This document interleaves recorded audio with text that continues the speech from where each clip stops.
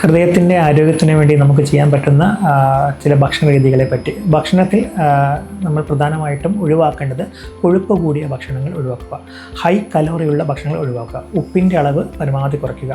ദിവസം ഒരു മനുഷ്യന് 3 മുതൽ 5 ഗ്രാം ഉപ്പ് ധാരാളമാണ്. പിന്നെ നമുക്ക് വേണ്ടത് ഫൈബർ കണ്ടൻറ്റുള്ള ഭക്ഷണങ്ങൾ കൂടുതൽ കഴിക്കുക.